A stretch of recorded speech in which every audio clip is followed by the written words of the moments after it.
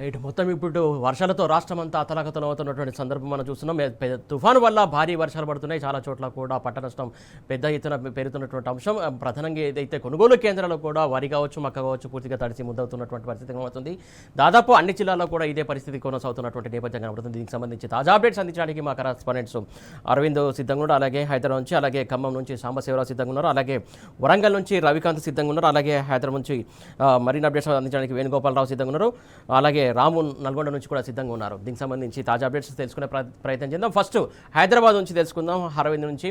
అరవింద్, మొత్తానికి హైదరాబాద్లో కూడా పెద్ద ఎత్తున వర్షాలు పడుతున్నాయి. చాలా రహదారులని మొత్తానికి వరదతోటి పెద్ద ఎత్తున ట్రాఫిక్ జామ్ ఏర్పడుతున్నటువంటి సందర్భం మనం చూస్తున్నాం. దీనికి సంబంధించి తాజా అప్డేట్స్ ఏంటి? సురేష్, ఏదైతే చూసుకుంటే గత 3 రోజుల నుండి కూడా హైదరాబాద్లో కానీ అటు తెలంగాణ చుట్టుపక్కల పరిసర ప్రాంతాల్లో కూడా భారీ వర్షాలు కూడా కురుస్తున్నాయి. మరికొన్ని ప్రాంతాల్లో కూడా తేలికపాటి నుండి మోస్తారు వర్షాలు కురుస్తున్నాయి. అసలు కాంగ్రెస్ ప్రభుత్వము అధికారులు అంటే వాతావరణ అధికారులు కాంగ్రెస్ ప్రభుత్వానికి ముందస్తుగా హెచ్చరికలు చేసినా కూడా ఎందుకు పట్టించుకున్న పాపాన పోలేదంటూ కూడా ఇప్పటికే తెలంగాణ ప్రజలు కానీ అటు హైదరాబాద్ ప్రజలు కానీ తీవ్రంగా ఆగ్రహం వ్యక్తం చేస్తున్నారు. అటు రాష్ట్ర ప్రభుత్వానికి సోయి లేదా జూబ్లీహిల్స్ ఎలక్షన్ల నేపథ్యంలో అటు జూబ్లీహిల్స్ ప్రజల్ని రౌడీ పాలన చేస్తున్నాడు. ఇటు ప్రజల్ని కూడా పట్టించుకోకపోవడంపై ప్రజలు ఇప్పటికే తీవ్రంగా ఆవేదన వ్యక్తం చేస్తున్నారు. ఒకవైపు ఏమో అటు వరదలకు వర్షాలకు ఇప్పటికే హైదరాబాద్లో ఉన్న ప్రజలంతా అతలకుతలం అవుతున్నారు. అటు జిల్లాల్లో కూడా ప్రజలు కూడా అదే పరిస్థితి కూడా కనిపిస్తుంది. ప్రధానంగా చూసుకుంటే ఉత్తర జిల్లా నుండి ఈశాన్య జిల్లా వరకు కూడా ఇదే పరిస్థితి కూడా కనిపించే అవకాశాలు ఉన్నాయి. ఏదైతే బంగాళాఖాతంలో ఏర్పడిన ఏదో అల్పపీడనం ఏర్పడిందో అది తుఫానుగా మారింది. ఈ తుఫాను కారణంగా కూడా ప్రతి ఒక్క వాతావరణ అధికారులు జిల్లా అధికారులకు కానీ అటు ప్రతి ఒక్క స్టేట్ అధికారులకు కానీ ప్రతి ఒక్కరికి కానీ హెచ్చరికలు జారీ చేశారు. కానీ వారు ఎందుకు పట్టించుకోలేదు, ఇట్లా పట్టించుకున్న పాపాన పోలేదు. వాళ్ళు పట్టించుకుంటే ఈరోజు పంట నష్టం జరగకపోవు, అటు వరదలలో పంట కొట్టుకోకపోవు, ప్రజలు కూడా హ్యాపీగా ఉండేది కదా అన్నట్టు కూడా ఇప్పటికే వాళ్ళు తెలియజేశారు. కానీ ఎందుకు ఈ విధంగా రాష్ట్ర ప్రభుత్వం వివరిస్తుందని కూడా ఇప్పటికే తీవ్రంగా వాతావరణ శాఖ ఎప్పటికప్పుడు అలర్ట్ జారీ చేస్తుంది. వాతావరణ శాఖ ఖచ్చితంగా హెచ్చరిస్తుంది, ప్రభుత్వాన్ని కావచ్చు అధికారులు కావచ్చు హెచ్చరిస్తుంది. కానీ వాతావరణ శాఖతోటి కావచ్చు ప్రభుత్వానికి సంబంధించి కావచ్చు రివ్యూ ఏర్పాటు చేయట్లేదు. ఎక్కడ కూడా దానికి సంబంధించినటువంటి అప్డేట్స్ కావచ్చు లేకుంటే చర్యలు తీసుకోవాలని చెప్పేసి కూడా ప్రభుత్వం ఎందుకు అశ్రద్ధగా చూపిస్తుంది అనుకోవాలి?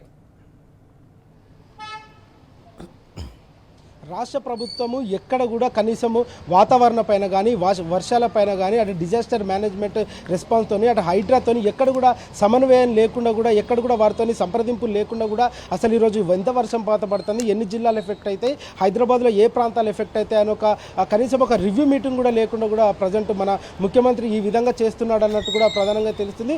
ఒకవైపు ఏమో భారీ వర్షాలకు కూడా హైదరాబాద్ మొత్తం అతలాకుతం అవుతుంది. అటు ఉస్మాన్ సాగర్ గేట్లు ఎత్తడం వల్ల కూడా ఏదైతే ఇన్ఫ్లో కూడా పెరగడం కూడా జరిగింది. దానిపైన కూడా ఒక సమీక్ష లేదు. అసలు ఎందుకు కాంగ్రెస్ ప్రభుత్వ వ్యవహారం ఇలా ఉందంటూ కూడా ఇప్పటికే ప్రజలు తీవ్రంగా ఆవేదన వ్యక్తం చేస్తున్నారు. ప్రధానంగా హైదరాబాద్లో కొద్ది వర్షానికి మాత్రమే భారీ ట్రాఫిక్ జామ్ అవుతుంది. లోతట్టు ప్రాంతాల్లో నీరు చేరుతాయి, ప్రజలు కూడా అల్లకల్లోలం అవుతారు. ఇంకోటి ఏంటంటే ఏదైతే సైడ్ డ్రైనేజ్ కాలువలు ఉంటో దాంట్లో స్లిడ్ అట్లనే పేరుకపోయి ఎప్పటికప్పుడు కూడా తీయలేక మున్సిపల్ అధికారులతో సమీక్ష లేక స్లిడ్ తీయలేక కాంట్రాక్టులకు బిల్లు రాకుండా కూడా వాళ్ళు తీవ్రంగా ఆగ్రహం వ్యక్తం చేస్తున్నారు. కానీ అది తీయకపోవడం సరికి ఈ వరద నీరు చేరడం, ఆ మ్యాన్ హోల్స్లలో క్లియర్గా లేకపోవడం, వరద నీరు చేరి అక్కడనే ఏడైతే ఆ లోతట్టు ప్రాంతాలు కూడా నీరు చేరడం కూడా జరుగుతుంది. కానీ ఇలాంటి పైన కూడా ఒక్కసారి చర్చ లేకపోవడం కూడా తీవ్రంగా ఆవేదనకు గురి చేస్తుంది. ఇట్లా లోతట్టు ప్రాంతాల్లో ప్రజలు కూడా తీవ్రంగా ఇబ్బందులు పడుతున్నారు. అవన్నీ సమీక్ష లేకుండా కేవలం కాంట్రాక్ట్ కమిషన్ల పైన దృష్టి పెట్టిన ముఖ్యమంత్రి రేవంత్ రెడ్డి కూడా అని ప్రధానంగా తెలుస్తుంది.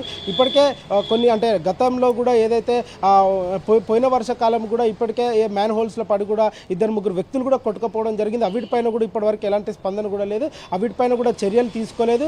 అటు ఒక దిక్కు జిహెచ్ఎంసీ పరిధిలో ఉన్న ఎక్కడెక్కడ ఏరియాలు అయితే ఎఫెక్ట్ ఉన్నాయో అవిటిపైన కూడా కనీసం ఇంత సమీక్ష కూడా లేకుండా ముఖ్యమంత్రి ఎలా మొద్దు నిద్రపోతున్నట్టు కూడా ఇప్పటికే తీవ్రంగా ఆవేదన వ్యక్తం చేస్తున్నారు. ఉదయం సమయంలో కూడా భారీ ట్రాఫిక్ జామ్ అంటే ఒక దిక్కు హైదరాబాద్లో మాత్రం కొద్ది వర్షానికే అటు మ్యాన్ హోల్స్ నిండుతాయి, లోతట్టు ప్రాంతాల్లో నీళ్లు నిండుతాయి, కరెంటు సరఫరా నిలిపేస్తారు, అటు ట్రాఫిక్ సమస్యలు కూడా తీవ్రంగా ఉంటాయి. కానీ ఎందుకు ముఖ్యమంత్రి రేవంత్ రెడ్డి వీటిపైన సమీక్ష సమీక్ష లేకుండా జిల్లా కలెక్టర్లకు ఆదేశాలు ఇవ్వకుండా హైదరాబాద్లో ఎందుకు ఇంత నిర్లక్ష్యంగా వివరిస్తున్నారని కూడా ప్రధానంగా తెలుసు. ఉదయం సమయంలో కూడా అందరూ ఆఫీస్ పోయే సమయం కాబట్టి అందరూ కూడా తీవ్రంగా ఇబ్బందులు పడతారు. కానీ అక్కడ ఇబ్బందులు పడే టైంలో కూడా ఒక ముఖ్యమంత్రి రివ్యూ మీటింగ్ చేసి అక్కడ ట్రాఫిక్ పోలీసులకు కానీ అటు జిహెచ్ఎంసీ అధికారులకు కానీ అటు హైడ్రా అధికారులకు కానీ ముగ్గురికి ఇన్స్ట్రక్షన్ ఇస్తే ఆ ప్రజలు వాళ్ళ ఆఫీస్కి వెళ్ళడానికి సాఫీగా సాగుతారు. రోడ్డు పైన ట్రాఫిక్ ఉండదు, వరద నీరు కూడా ఉండదు అంటూ కూడా ఇప్పటికే తెలియజేస్తున్నారు. ఏదేమైనప్పుడు కూడా ఒక ముఖ్యమంత్రి ఒక మొద్దు పాలన, ఒక ఏదైతే చెత్త పాలన కూడా చేస్తున్నారంటూ కూడా ప్రజలు తీవ్రంగా మండిపడుతున్నారు. ఒక దిక్కు వర్షాలు హెచ్చరించినా కూడా ఎందుకు ప్రజలకు ఇంటిమేషన్ లేకుండా పోతుంది, వ్యవస్థల లోపం, జిహెచ్ఎంసీ లోపం అంటూ కూడా ఇప్పటికే తీవ్రంగా మండిపడుతున్నారు. Suresh, thank you Arvind.